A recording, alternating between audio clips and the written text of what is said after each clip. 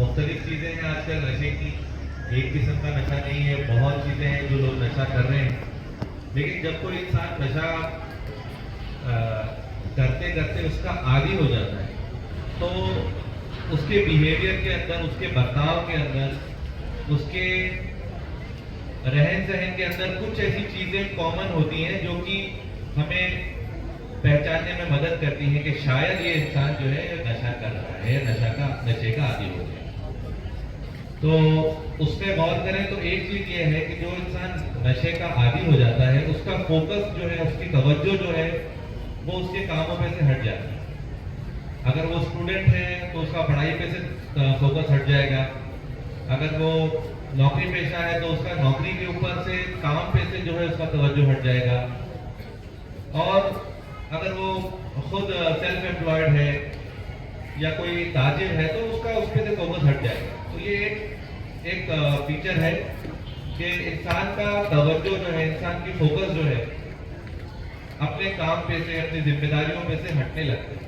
इंसान जो है वो उसका फोकस जो है वो ये चीज़ बन जाता है कि भाई मुझे नशा करना है, उसके लिए मुझे क्या करना है, कैसे मैं वो पैसे जमा करूं, कैसे मैं टाइम निकालूं, कैसे मैं वो लोगों को कांटेक्ट करूं जो मुझे नशे की चीज़ मुझ तक पहुंचाए। क्योंकि नशा जो होता है वो इंसान के दिमाग को हाईजैक कर लेता है। और हाईजैक वर्ड इसलिए मैंने यूज़ किया कि फिर इंसान चाहता भी है अगर कि मैं नशे की आदत को कम करूं या छोड़ूं, तो जब उसका वो चंगुल में जब फंस जाता है तो उसके लिए बहुत मुश्किल हो जाता है कि मैं ये जो है इस चंगुल से बाहर निकलूं। तो इस वजह से जो है उसकी तवज्जो जो है वो ना चाहते हुए भी हटती रहती है अपने काम पे से, अपने प्राइम मकसद पे से। दूसरा एक अलामत ये है कि इंसान जब इस चीज़ में मुब्तला होता है तो उसको जो है पैसे की हमेशा ज़रूरत रहती है कि भाई मुझको नशा करना है तो नशे की जो चीज़ें हैं उसके लिए पैसा लगेगा। खासतौर पे आजकल तो ये नशा नौजवानों में आम है, गांजा है, चरस है और बटन है, ये नींद की गोलियां हैं। और कुछ बच्चे हैं वो एंडी वगैरह का नशा कर रहे हैं, कुछ बच्चे हैं वो इंजेक्शन से जो है नशा कर रहे हैं। मुख्तलिफ नशे जो है वो आज हो रहे हैं। तो इन सब के लिए पैसा लगता है और काफ़ी महंगा ये सब चीज़, ये शौक होता है। और फिर जब इंसान जब इसका आदी हो जाता है तो फिर उसको बहुत ज़्यादा पैसा लगता है। जो डोज जो उसको पहले कम डोज पे जो नशा मिलता था और उसको वो असर कर जाता था, अब ज़्यादा क्वांटिटी में उसको जो है वो चीज़ लेनी पड़ती है, तब जाके उसका दिमाग जो है वो ठीक ठाक काम करता है। तो ये इंसान जो है वो हमेशा पैसे की तलाश में रहेगा, उसके पास हमेशा पैसे की प्रॉब्लम रहेगी। आपसे बार बार जो है वो पैसे का जो है, फैमिली है, अगर घर वाले हैं, वालिदैन हैं, तो उनसे बार बार पैसे का जो है तकाजा करेगा। ये लाना है मुझे, वो लाना है, स्कूल में ये काम है, ये चीज़ मंगाई गई है, कॉलेज में मुझे बुक लेके जाना है, ये प्रोजेक्ट है, वो प्रोजेक्ट है, कुछ भी बहाने से पैसे मांगेगा। मुलाजिम है तो वो अपने सेठ से बोलेगा मुझे साहब मुझे थोड़ा एडवांस चाहिए, मेरी अम्मी बीमार है, मेरे को फलाने के पास जाना है, इसका इंतकाल हो गया, उसका इंतकाल हो गया। ऐसे एक्सक्यूज बना के जो है वो पैसे को जो है लेने की कोशिश करेगा। झूठ बहुत ज़्यादा बोलने लगेगा, क्योंकि जाहिर सी बात है जब आप इस तरीके से आपका बिहेवियर होगा तो आपको उसको छुपाने के लिए आपको बार बार झूठ बोलना पड़ेगा। तो बार बार झूठ बोलना, बार बार छोटी छोटी बातों पे झूठ बोलना, ये जो है बिहेवियर है जो इस चीज़ की तरफ इसकी एक अलामत है। दूसरा क्या है कि इंसान जो नशे का आदी हो जाता है उसका माइंड जो है वो स्टेबल नहीं रहता। जब नशा नहीं मिलता है तो वो चिड़चिड़ा हो जाता है, जब उसको नशा मिल जाता है तो वो हाइपर हो जाता है।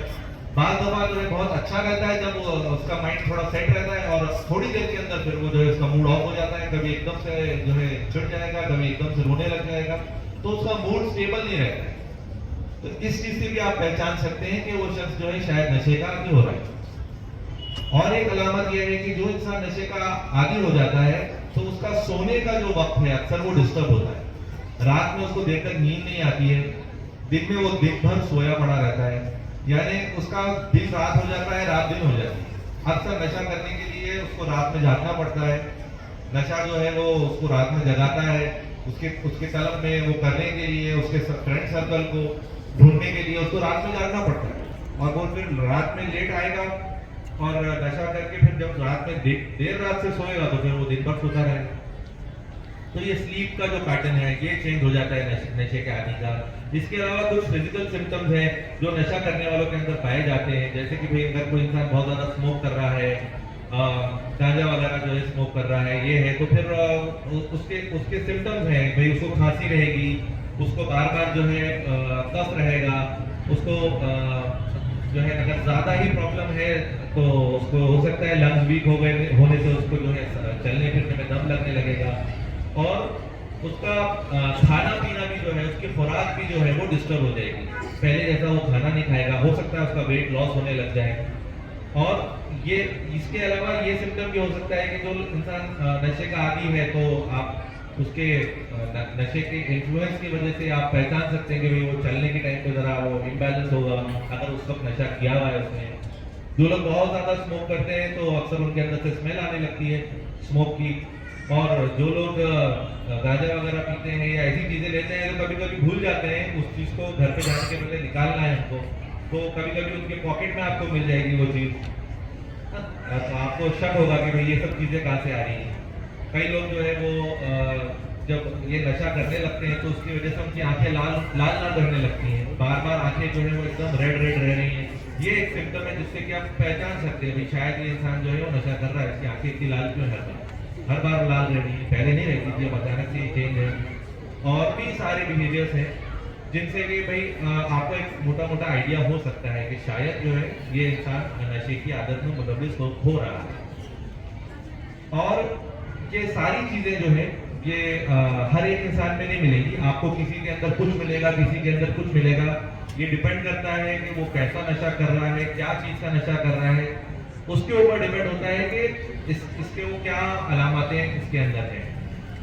तो ये कुछ चीज़ें हैं जिससे कि आप भाई आइडेंटिफाई कर सकते हैं, किसी को 100% तो आप नहीं बोल सकते कि भाई इसकी वजह से कि भाई ये नशा कर ही रहा है, लेकिन अगर ये इनमें से अक्सर चीज़ें किसी में हैं तो आप उसको शक के दायरे में रख सकते हैं, आप उससे उसको अप्रोच कर सकते हैं, आप उससे बातचीत कर सकते हैं, भाई मुझे ये सब चीज़ें तुम्हारे अंदर चेंज दिख रही है, क्या बात है।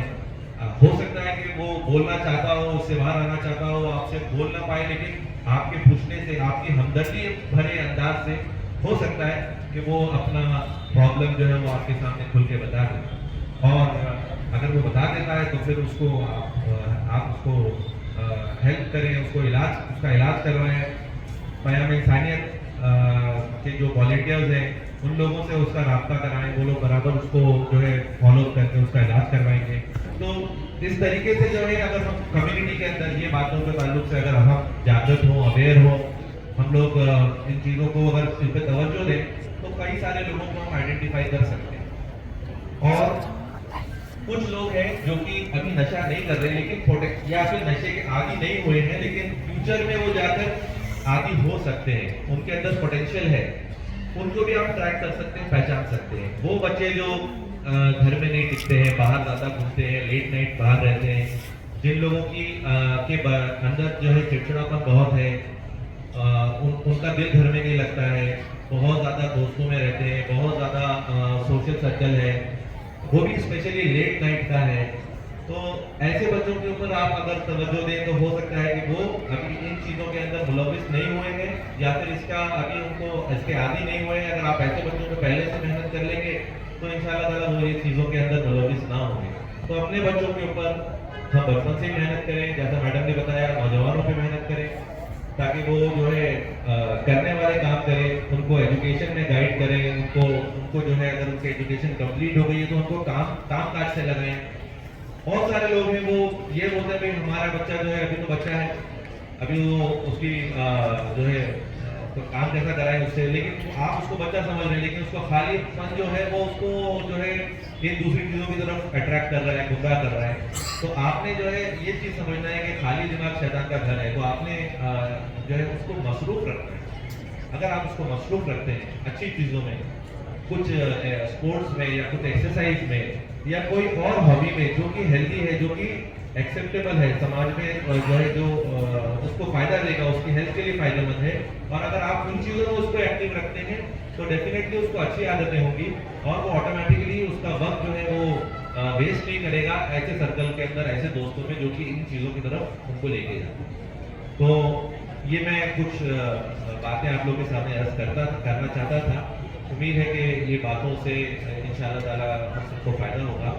मैं प्राइम इंसानियत का बहुत बहुत शुक्रगुजार हूँ जो ये इवेंट कर रहे हैं।